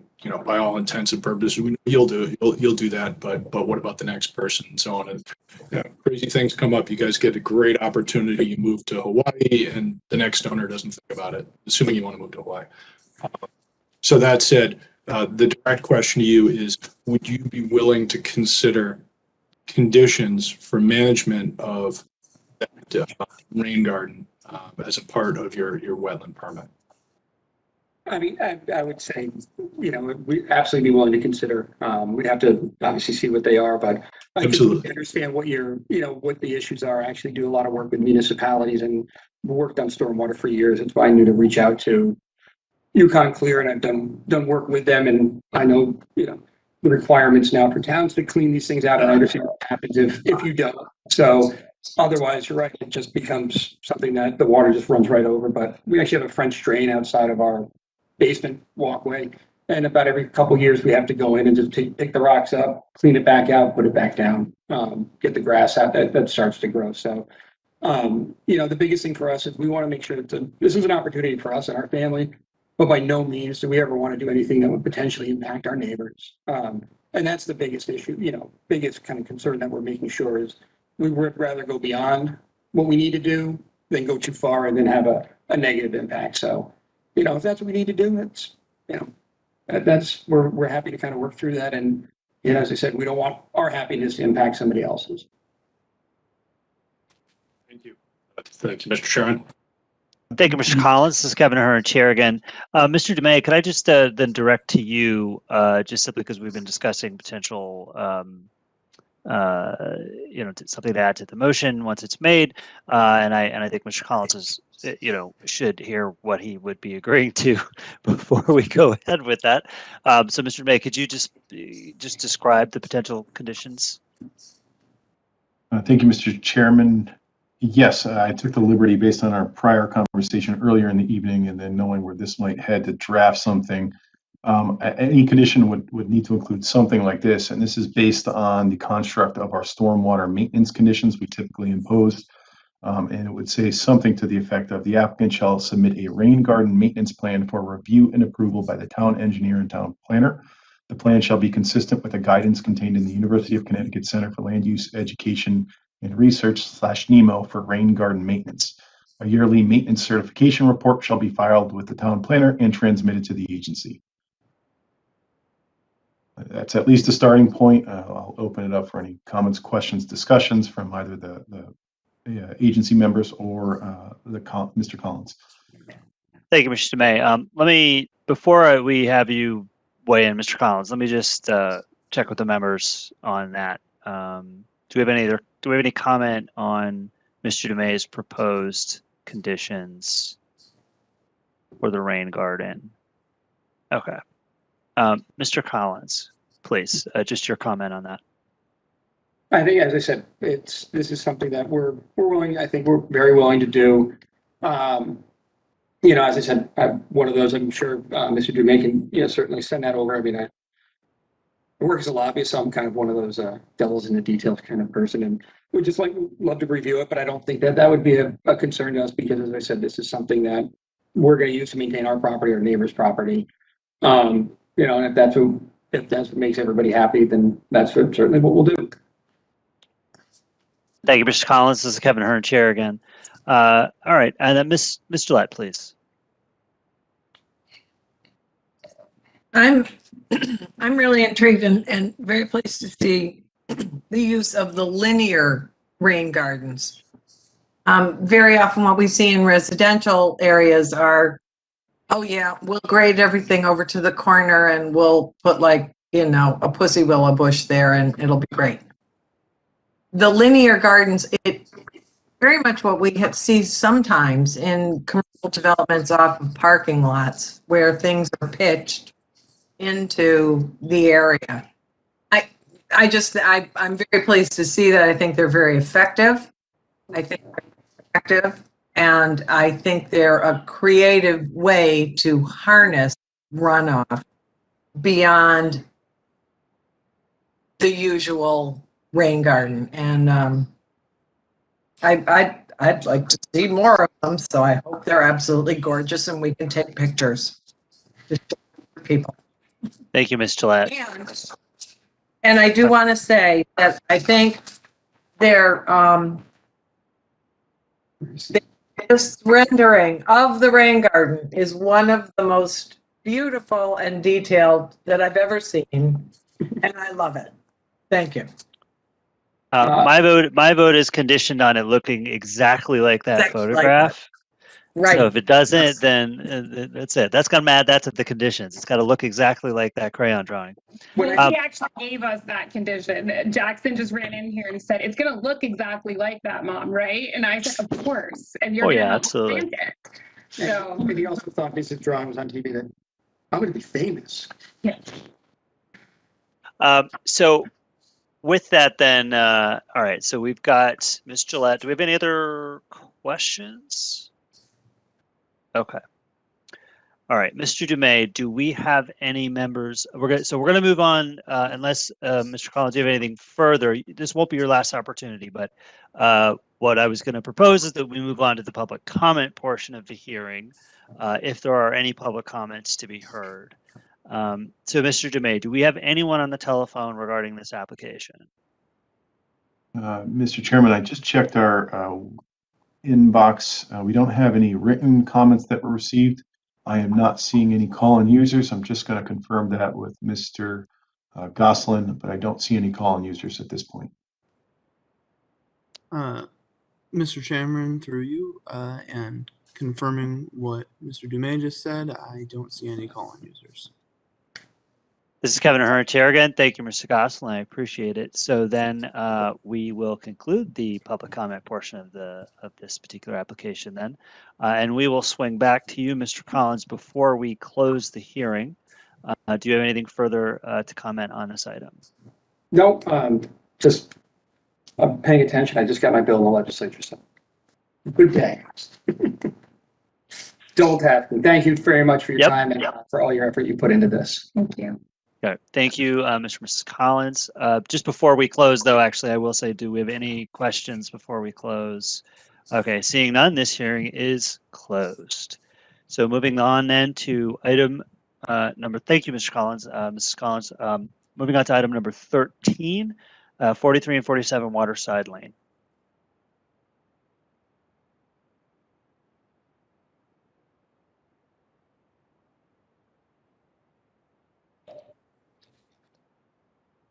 West Hartford Plan and Zoning Commission legal notice. The Town of West Hartford Planning and Zoning Commission, also acting as the Inland Wetland and Watercourse Agency, will hold a regular virtual meeting at 6 p.m. on Monday, June 7th. The public hearing will be conducted exclusively as a virtual public hearing in accordance with Governor Lamont's executive orders regarding the conduct of public meetings and proceedings, and will convene at 6:15 p.m. or soon thereafter as the matter may be heard on 4347 Waterside Lane, requesting approval of an inland wetland and watercourse permit to conduct certain regulated activities which may have an adverse impact on a wetland regulated area. The applicant is proposing, in addition to 43 Waterside Lane and the demolition of the house at 47 Waterside Lane, to accommodate an associated administrative lot line revision application. The proposed work is within a 150-foot upland review area. No direct wetland or watercourse impacts are proposed. Submitted for agency receipt on May 3rd, determined to be potentially significant and set for public hearing on June 7th. The full application is available for public review by visiting the town's website or by email request to comment.tpz@westhartfordct.gov.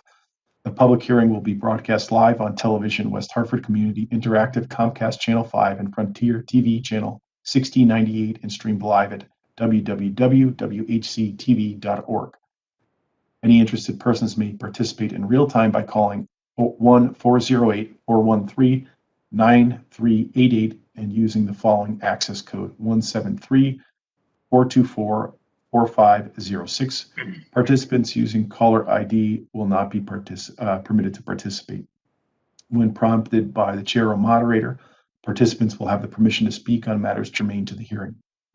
Any interested person may submit written comment via email to comment.tpz@westhartfordct.gov or via mail to attention of the Town Planning and Zoning Commission Office, Town Planning and Zoning Office, Room 214, Town Hall, 50 South Main Street, West Hartford, Connecticut.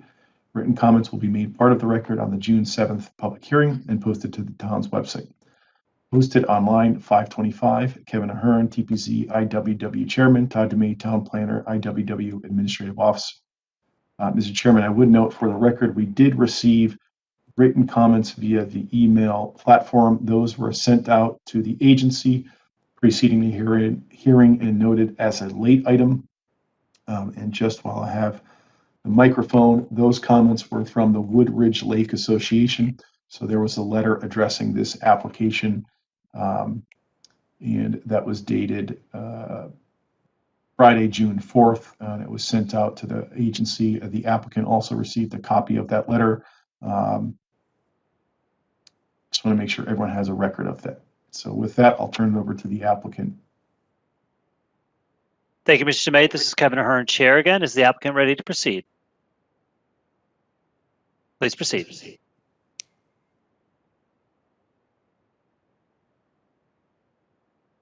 Yeah.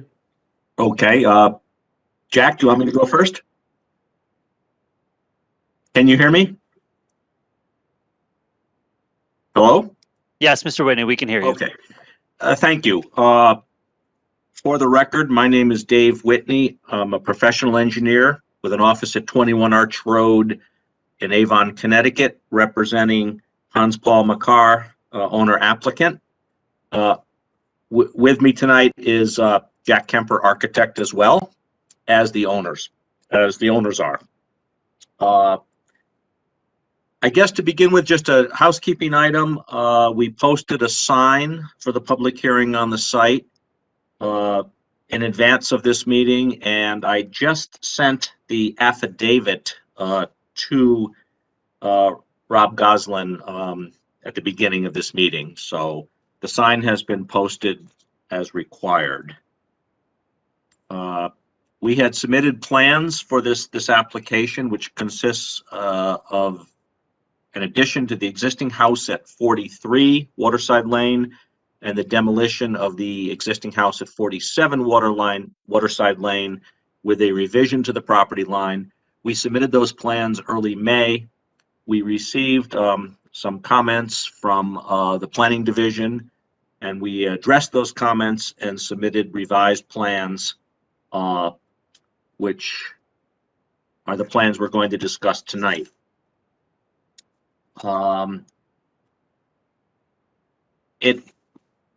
Todd, if we could put presentation sheet 1 up on the screen, I think that would be helpful if I could speak to that.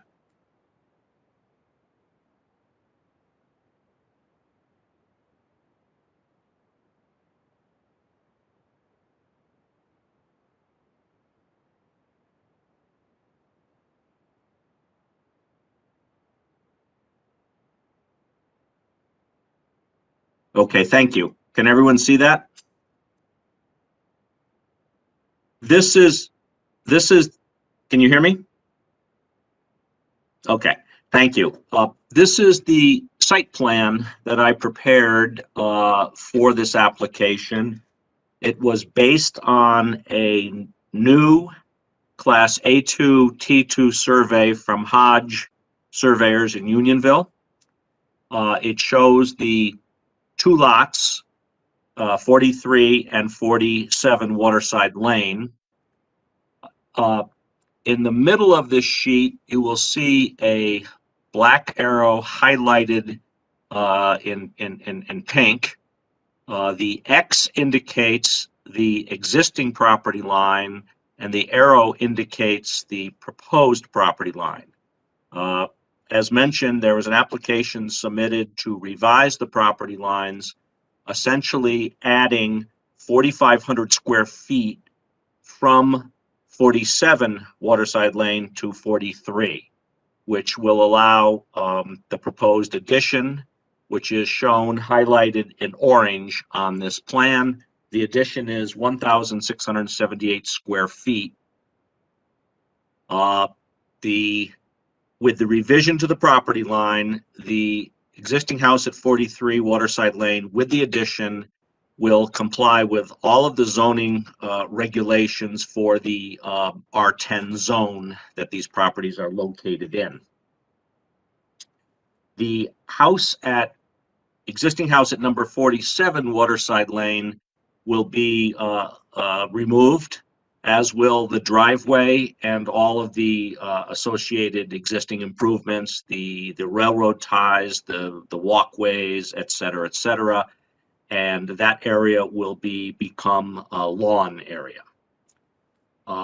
So as a result, even though we're proposing an addition to 43 Waterside Lane, there will be a net decrease in the impervious surface from these 2 lots of 1,841 square feet, or about 5% of the lot. So unlike most applications that you probably see in front of you, this application actually represents a decrease in impervious surface.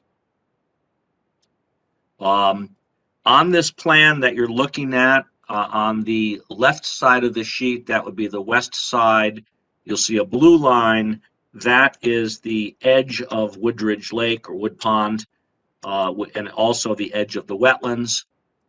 You will see 150-foot URA upland review area at the bottom of the sheet where Todd is highlighting, thank you. And then you can see the line that goes parallel to the lake that represents the limit of the upland review area.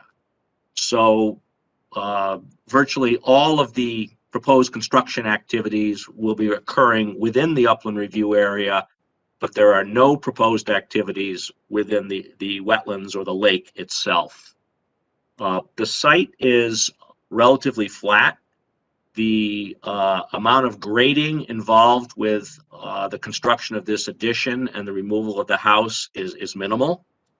We are showing, you can see a double yellow line parallel to the edge of the lake. That represents a double row of silt fence. Todd is highlighting that right now, thank you. That represents a double row of silt fence with silt sock, or they can use hay bales, but silt sock is probably easier. And then there'll be a row of silt fence up the southern property line of 47. And what Todd is showing now, the existing trees that are on the site will be protected with orange safety fence. One of the requirements after the initial plans were submitted was that we show all of the existing mature trees on the site. They are highlighted in green, the trees that will remain. There's 23 mature trees of various types and sizes on the site. 3 of them are located near the proposed addition and will by necessity have to be removed. Perhaps one of them can be relocated, but 20 other trees will remain. So the applicant's desire to try to preserve as many of the existing trees on the site as possible. The proposed addition, and we did submit Jack Kemper's architectural plans with this application, but the proposed addition will also include a 3rd garage door bay on the existing driveway for number 43. So I have indicated on this plan a shaded area, small area of additional pavement, which will allow access to the new 3rd garage door. The driveway itself for 43, in terms of the curb cut at the road, will remain the same. And again, the existing driveway for 47 will be used as the construction access during construction, and then post-construction, the driveway will be removed and replaced with lawn. I probably should have said this up front. The existing house 43 is served by public water and public sewer. So there's no septic systems on the site.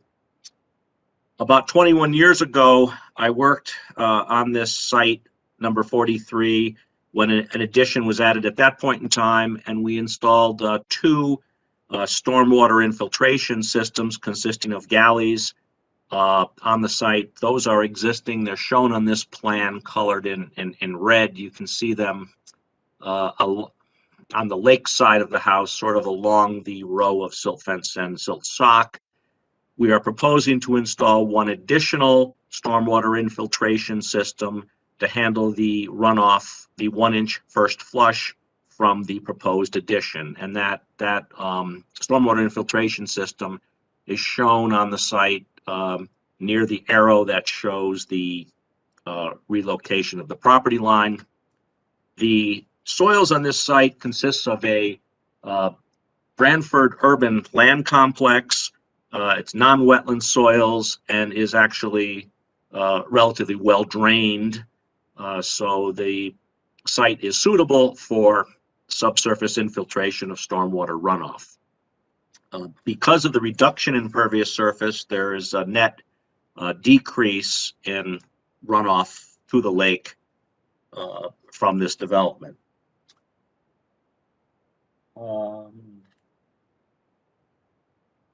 Todd, if we could just show sheet 2, the presentation sheet 2, that would be good.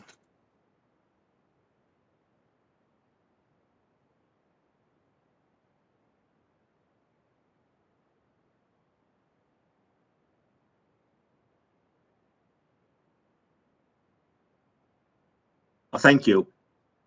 This is the post-development plan. As you can see, the existing house at 43 Waterside Lane has been expanded. The house at 47 has been removed. The green shaded area there on the southern portion of the two lots is the area that will become lawn. And again, the existing trees that were located by the surveyor, those trees will remain. It's very important to the owners to try to preserve the trees that are on the site. So this is on this sheet, I included on the right-hand side an impervious surface area calculations breaking down each of the lots pre and post development for the house, driveway, and patios and walks.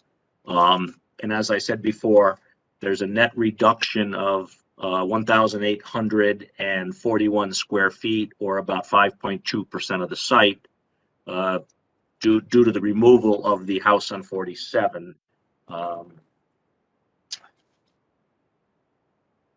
We received a memo from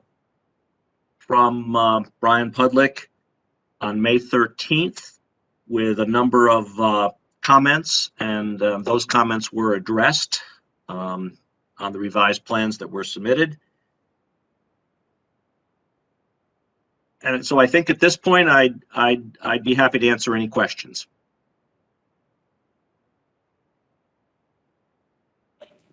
Do we have any questions at this point?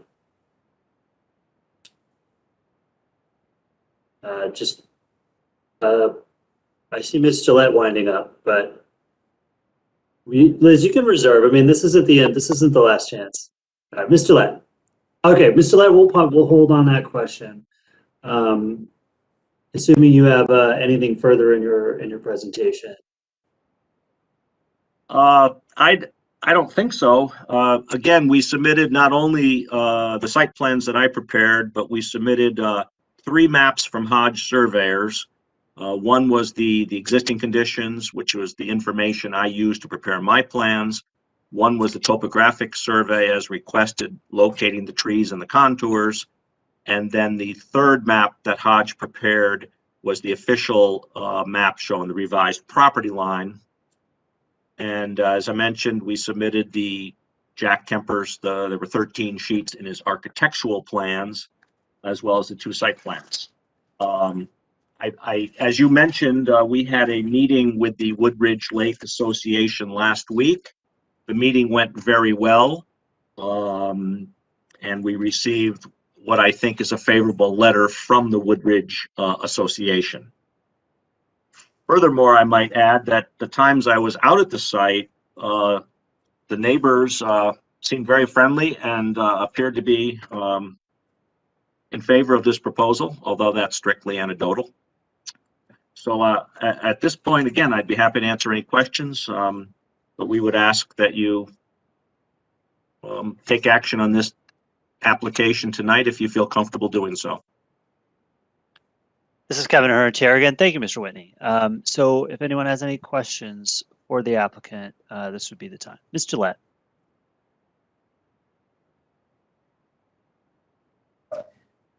You address alternatives in one of your responses, and it does impact the wetlands.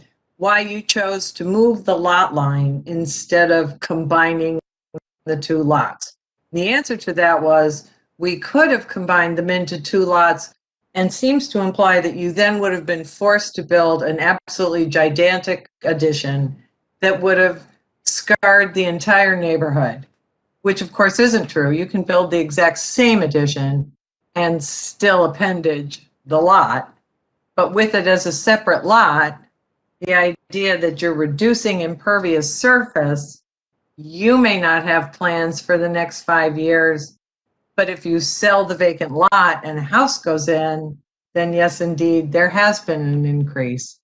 I'm just kind of curious about that juxtaposition, because part of that selling point is the reduction in impervious surface, and that is contingent on that lot remaining vacant? Okay, Dave Whitney, replying. We had this very same discussion with the Woodridge Association. It is absolutely true that the revised Lot 47 is still, in its revised configuration, is still an existing building lot and could be built upon at some future point in time. It is, and it's acknowledged that if that time ever comes, then the development of Lot 47, the developers would be incumbent to provide the proper stormwater management and retention and all of the things that are required. But it's not the applicant's intentions to develop 47 in the near future, if at all. So the proposal that is in front of you tonight is exactly what we're proposing. There may be some application down the road. Perhaps I could let the applicants speak as they did at the Woodridge Association meeting. But there is no proposal in the near future to do anything with 47. Thank you, Mr. Whitney. This is Kevin Ahern. The applicant is welcome to speak, although not obligated.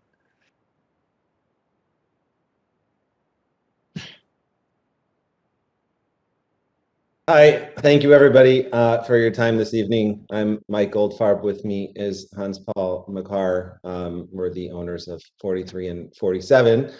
You know, our intent is to live here forever. We are, you know, we bought this house and you know, we have no plans to develop the house, the property next door. We plan to use it as a yard. And since we do plan to live here forever, we don't want a large house being built right next to us. The people who live on this street, it's kind of a remarkable street if you're not familiar with it, but they live here forever. My neighbor, who we bought the house from, was 103 years old. She was the original owner of the house. I hope that we have the good fortune to live in our house as long as she does. If that's the case, well, everyone on this phone call probably won't be alive by the time you know that gets developed, because you know I'll be here for 50 plus years, God willing. So that is our intent. But you know, as you do point out, yes, of course, someday in the future somebody could develop it, but they would of course have to follow all the rules and also build a smaller house because they're on a smaller lot. So that's what we have to say. Thank you. Thank you, Mr. Goldfarb. This is Kevin Ahern, Chair again. I appreciate the comments. Do we have any other question for the applicants or for any of Mr. Whitney? Okay. All right. I do not see any further questions for the applicants at this time. So unless the applicant wishes to speak anything further before we get to the public comment, you will have opportunity after the public comment to speak. We will move on to the public comment portion. So Mr. Dumais, do we have anyone in the queue for public comment on this item? Mr. Chairman, Mr. Dumais, for the record, we do not have any call-in participants, and I just checked our email inbox. We have not received any additional communications since we started the hearing. Okay. All right. So that was the conclusion of our public comment portion then. And so now we'll close the hearing, but before we close the hearing, anything you want to say before we do that? Not obligated to, but just before we close. Nope. All right. Nothing else to add. Thanks, guys. All right. Thank you. Then with that, then item number 13, the hearing on that is closed. So before we move on to the town council referrals, and then I just remind me, Mr. Dumais, we are done with 10 and 11. We don't need to do any votes on that, correct? Okay, good. All right, so we will circle back then to deliberation, starting with item number 12. This is 7 Oak Ridge Lane. That's an application in the wetlands application for purposes of discussion. I'll entertain a motion on this item.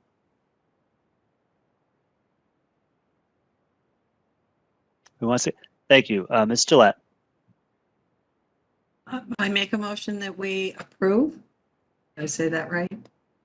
Yes, thank you, Ms. Gillette. Any comment on your motion, Ms. Gillette? I think this was a really thoughtful application. Unlike some applications where the wetlands are kind of treated as a throwaway and we'll plug in the usual stuff that will shut them up on the TP&Z. I really thought this was a thoughtful application, and I appreciate it, and I think it's a good application, and I think we should approve it.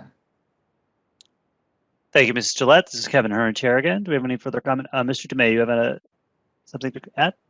Question for Commissioner Gillette. Commissioner Gillette, would your motion include our standard set of conditions and the one unique condition that we had discussed earlier in the meeting regarding rain garden maintenance? Doesn't have to. I just wanted to ask for clarification. Yes, it would. And thank you for reminding me, because that is the most important part of the application. But yes, no, with the standard was, could I say that the rain garden application, having not seen what it is, and the applicant not having a chance to discuss it, can we make that part provisional as part of the motion? Just because it's an unknown quantity. So to that, our standard set of conditions, I think it's important to read those. I know the applicant's still on the phone listening. The first condition is the plans of record incorporated by reference in this permit, modified by the conditions below. The wetland permit subject to full compliance with the town's soil and erosion sediment control requirements, as outlined in the 2002 soil erosion control guidelines. A biweekly inspection report of the erosion controls during construction shall be submitted to the town planner. Prior to the start of any site work or disturbance, all soil and erosion controls and tree protection shall be installed. Once installed, but before commencement of any disturbance, the town planner shall be notified and provided the opportunity to inspect. And here are the two, Commissioner Gillette, regarding the rain gardens, and we touched upon those during the hearing portion. Final completion work report certifying the installation of the proposed rain gardens as depicted on the plans shall be submitted.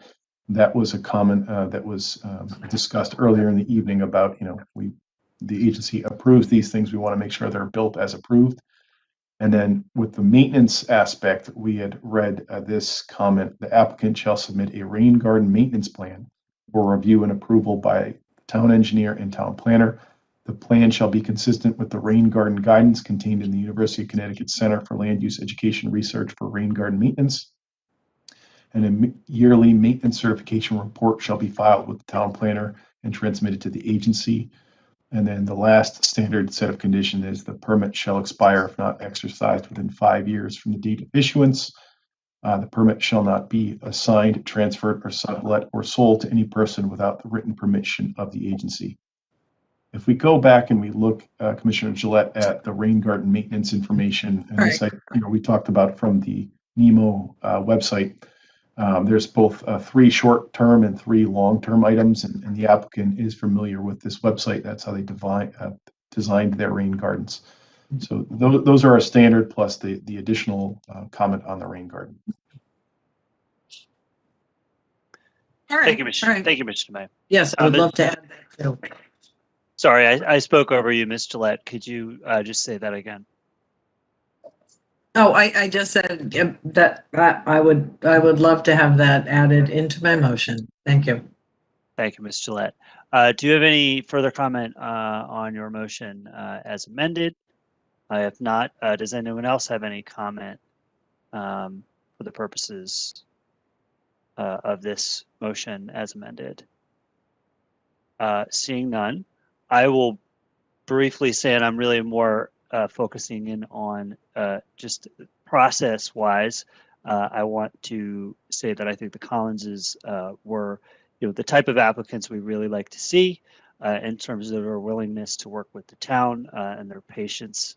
West Hartford is known for being extremely picky when with your interactions with the town. I have myself been under the gun with an overly picky electrical inspector on a couple occasions, but it's one of the reasons people want to be here. Is we do put this kind of attention into things, and it is going to be kind of a pain in the butt down the road, but the product is almost always better.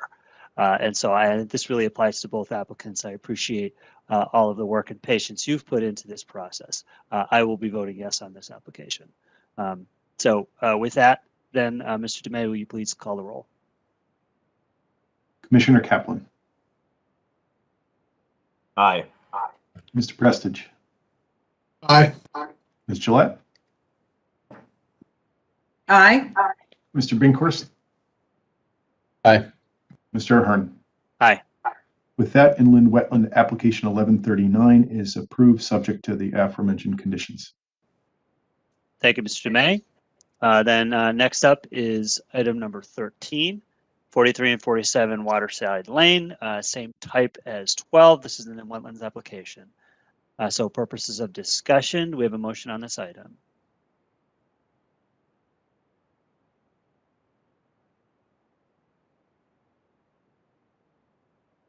Oh, this is like a bad game of chicken, guys. There we go. Okay, look at Liz Gillette.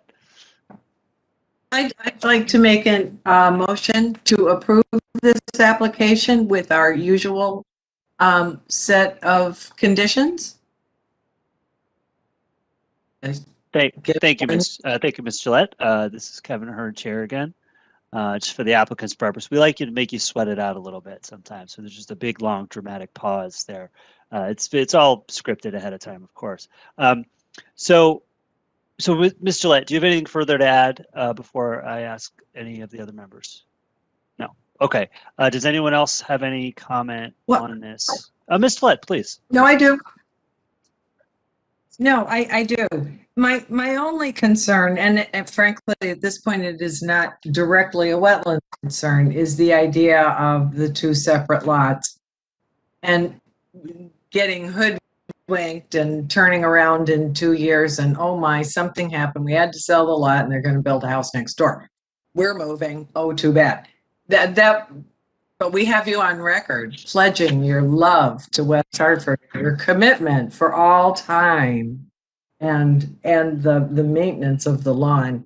Other than that, the house is absolutely spectacular, and I don't know why you would want to move anywhere else. And you're right, Waterside Lane is a beautiful place, and I think this is just a very nice project, and it de-densifies in an area particularly close to wetlands that I think that's a good thing. So I would like everyone to vote for approval. Thank you, Ms. Gillette. This is Kevin Ahern, chair again. Do we have any further comments? Mr. Prestige. Kevin Prestige, Commissioner, through you, Mr. Chairman. I also want to echo that what Commissioner Gillette just said, and it is interesting. By the way, I want as a condition you have to live till you're 103. You're welcome for that, by the way. I want to make the observation that, or echo the observation that it is interesting to by buying that additional lot, and it's a large house, which you're right, and it's it fits, it's appropriate, that's what it's zoned for. Enjoy, guys. But point is that it does de-densify that area. Also, it would have been nice if we could have gotten some sort of permanent means of preserving that lot for, so it did not get developed in the future. But that said, it is what it is, and let's circle back to what Ms. Gillette said at the beginning, and that is we're moving two houses along a lake, And although one's going up and it's a bit bigger, it does de-densify things. I'm copying Ms. Gillette's words. I know that's not the right words. Nonetheless, it is effectually what it does. And if guys, if you aren't, if you don't already live in West Hartford, welcome to the neighborhood. And, just leave it at that. So thanks.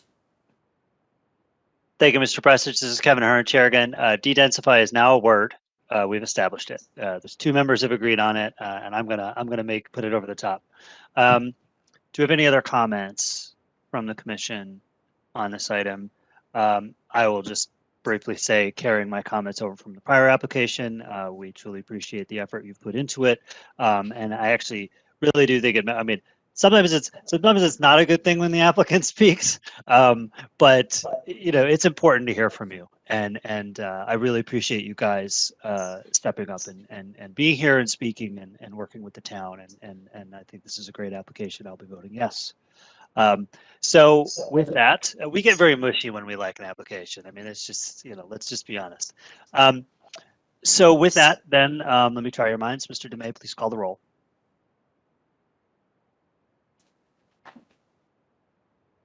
Mr. Kaplan. Aye. Mr. Prestich. Aye. Ms. Gillette. Aye. Mr. Binkhorst. Aye. Mr. Ahern. Aye. With that, application inland wetland 1140 is approved, subject to conditions. Thank you, Mr. DeMay. Thank you, guys. So the final item on the agenda to consider is the town council referrals. Item number 14, Mr. DeMay. This is a resolution authorizing the town manager to execute quitclaim deed regarding rights of way across 49 Baynard Road and 48 Sequin Road. I think the application materials, particularly the resolution, outlines the purpose behind this action. It's being referred back to the Planning Commission because it's relinquishing an easement that we had on the property. I'm happy to answer any other questions that anyone might have. Thank you, Mr. DeMay. This is Kevin Ahern, Chair again. Do we have any questions for Mr. DeMay on this? Seeing none, then Mr. DeMay, unless you have anything further, I will entertain a motion to recommend approval of this. Do we have a motion? Thank you, Mr. Binkhorst. So just to clarify, Mr. Binkhorst, if you could just say on the record. I make a motion to approve this with no further comment. I mean, you could have said so moved too, but we just needed to say it on the record. Okay, thank you, Mr. Binkhorst. So we have the motion. Mr. Binkhorst, do you have no comment? Do we have any other comment on the motion? All right, seeing none, let me try our minds. Mr. DeMay, please call the roll. Mr. Kaplan. Aye. Mr. Prestich. Aye. Ms. Gillette. Aye. Mr. Binkhorst. Aye. And Mr. Ahern. Aye. With that, unanimous recommendation to recommend approval of the resolution. Thank you, Mr. DeMay. Moving on, I see nothing on 15 or 16. However, do you have anything to add? I do not, Mr. Chairman. All right. So for our July meeting, my understanding is as of now, we will be meeting in person back at Town Hall on the 7th. I'll just tell you what I know right now in terms of the possibility of going virtual, and I think Todd has the town side of it. It's been extended through the end of June by the governor with what I understand to be the hope that the legislature will then adopt something to make the option of going all virtual permanent for public agencies. I have expressed to Todd, but I'm only one of 5, that I would prefer us to either be all virtual or all in person. A hybrid, I have had very, very bad experiences with that, and I've sort of watched some of the hybrid meetings that the town's put on, and it just doesn't, for me, it's like I want us all to be in the same room, as it were, and able to connect with each other. Question for you, Mr. DeMay. Are they going to be taking down what I call the salad bar shields between the members? I have not heard one way or the other, Mr. Chairman. All right. And the reason I bring that up is just because, I think it's important that the commissioners be able to interact with each other. And I'd be concerned that those shields would get in the way of that. I mean, certainly it seems that way when I watch the meetings online. So again, so to the extent that my influence on this matters, I want to see all you guys, period. But I also want to make sure that we have a good meeting and then we're able to interact correctly. So with that, then all is left but the adjournment. So do we have a motion to adjourn? Mr. Bankhorst. Let me try your minds. Mr. DeMay, please call the roll. Mr. Kaplan. Aye. Mr. Prestich. Aye. Ms. Gillette. Aye. Mr. Binkhorst. Aye. Mr. Ahern. Aye. With that, the meeting is adjourned. Thank you, everyone. Thank you. Bye, Thanks, everybody. guys. Good night. Everybody. Bye, guys. Have a good night. Good night, everybody.